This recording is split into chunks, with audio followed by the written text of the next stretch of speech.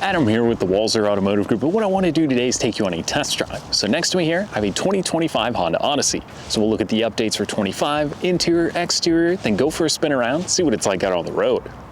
Okay, so now we're behind the wheel of the 25 Honda Odyssey, and this is the touring trim level. So just a step below the Elite, which would be the top tier trim level. There's about 5 different trim levels to choose from now for 2025.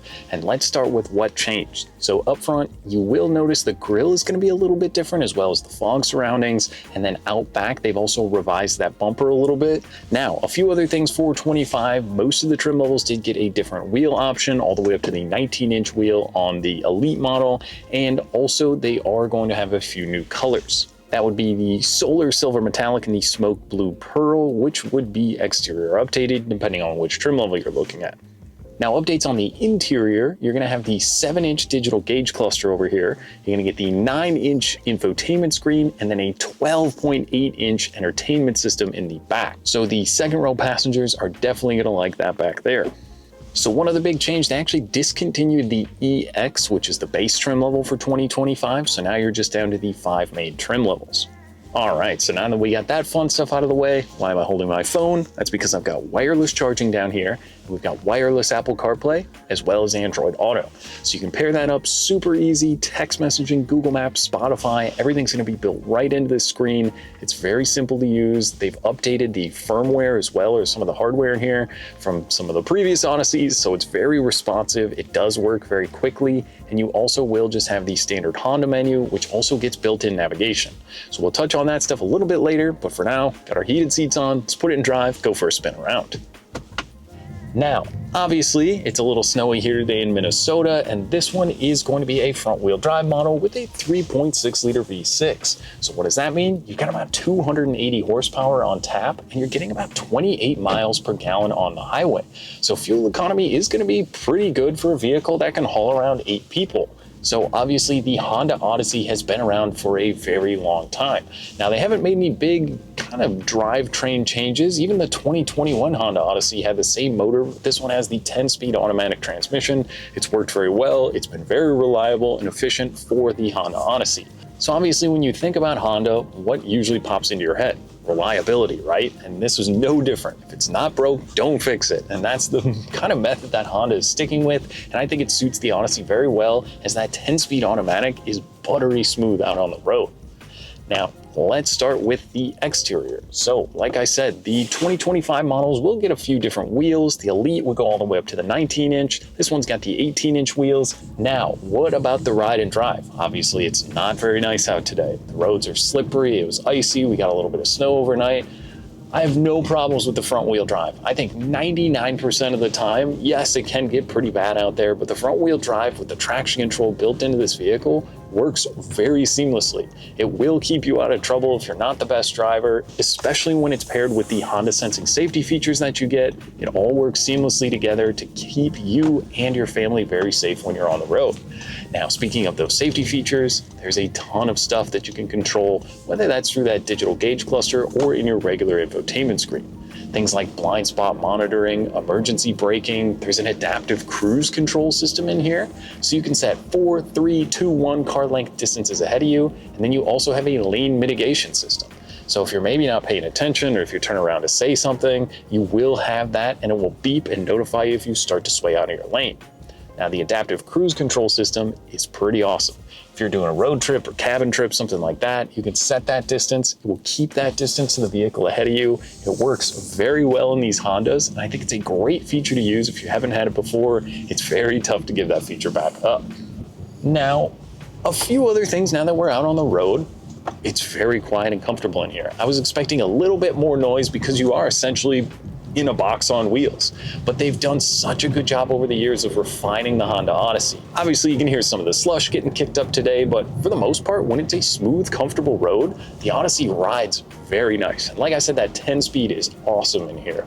You don't even feel it shifting at all, but if you do kind of feel like getting a little bit sporty, you can actually click the drive mode S, which is going to be your sport mode, and there's paddle shifters on the steering wheel. So you don't have to give up a ton of fun just because you're in the minivan.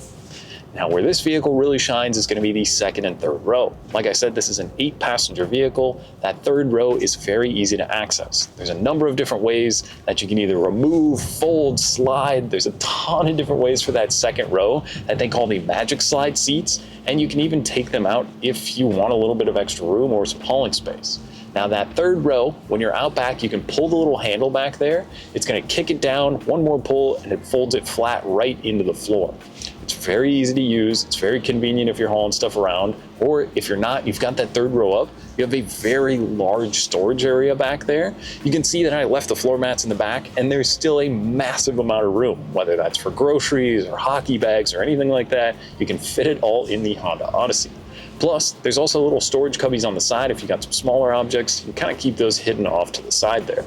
Now in the third row, there's also going to be USB-C charging back there. You've got a headphone plug-in because, like I said, this one does get the rear infotainment screen. So with that 12.8-inch display, you can plug in an HDMI cable and you can pretty much keep everybody occupied in the back for many hours when you're on the road. Now the second row will also get USB-C charging down below, and those seats are pretty comfortable. You can kind of fold the third or middle seat down so you get an armrest with some cup holders there, or you also can put the windows down on the side. So some of the vans, you can't lower that second window on the side, but this one also has little covers you can flip up there. It's kind of a little privacy or sunshade cover rather, to keep your eyes nice and shielded from the sun if you got the kiddos back there. And you also get another zone climate control. So you can control that from the back, or pretty much everything you can control from the driver's seat. In this driver's seat, obviously, like I said, it's freezing cold today. So when I remote started the vehicle, it fired up, it actually had my heated seats going for me based on the temperature outside, which is pretty awesome as well. And this seat is very comfortable. So you do have the armrest here, so I can flip that down if I want a little bit of added comfort there, and then I get a huge storage cubby next to me. Like I said, that's got the wireless charging, it's got the cup holders, you can slide the little cover back. There's also another HDMI and some USB charging in there. Plus there's another removable piece down even further below, so there is a lot of storage there. Then just in front of that, you get a large area, whether you're throwing your purse, your gloves, anything you've got with you. That's where the USB-C and USB charging is going to be, as well as a household plug-in. Plus, you get a little hidden storage cubby if you want to keep things out of sight. Now, one thing I really like here is the ease of how the infotainment screen and all the surrounding buttons are laid out. You still get physical buttons to change the climate control. It's not built into the touchscreen like on some of the newer models, so that's really easy. And like I said, it's a dual zone climate control with the third zone for that second, third row. But then you also get a shift-by-wire system. So what that means is you press the vehicle into drive, you press it into reverse. It does make it pretty easy, and it also frees up this huge center console space. Now, onto our digital gauge cluster here. Like I said, you've got the smaller 7-inch display here, so you can kind of go through. There's about 100 things it seems like you can keep an eye on, whether that's range and fuel, your speed and time, or some of your navigation stuff can be built in there.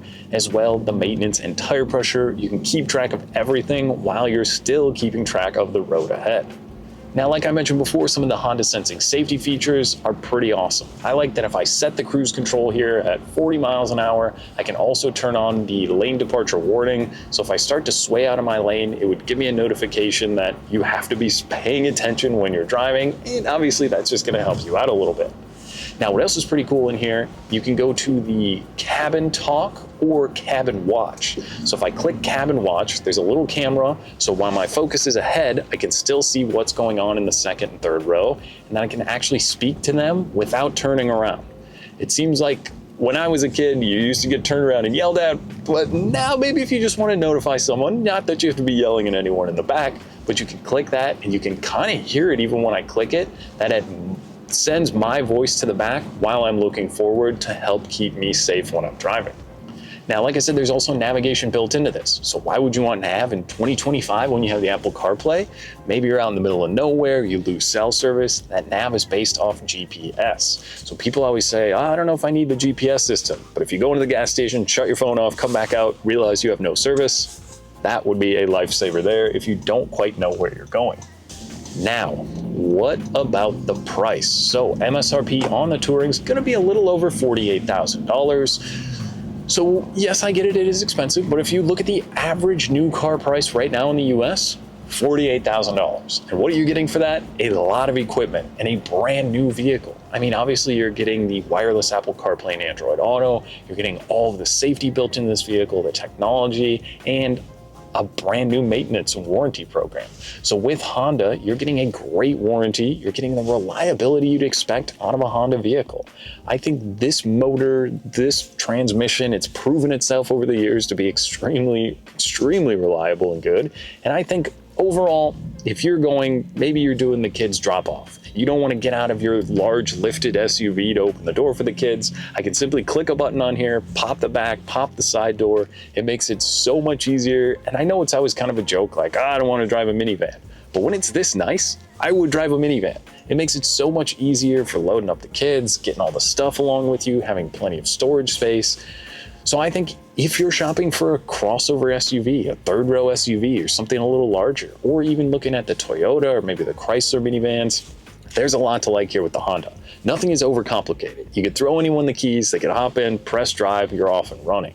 And that's what I really like about these Hondas. The infotainment system updates are great. I mean, I've got the sunroof, heated seats, and a remote start in here. Plus, with the redesign on the outside, you can even do these sport trim levels, so you get the blacked out wheels and grille, and it does still look pretty sporty, and it probably is one of the more fun minivans to drive out there. So I think if you're in the market, you gotta get out, take one of these for a spin, and see what you think.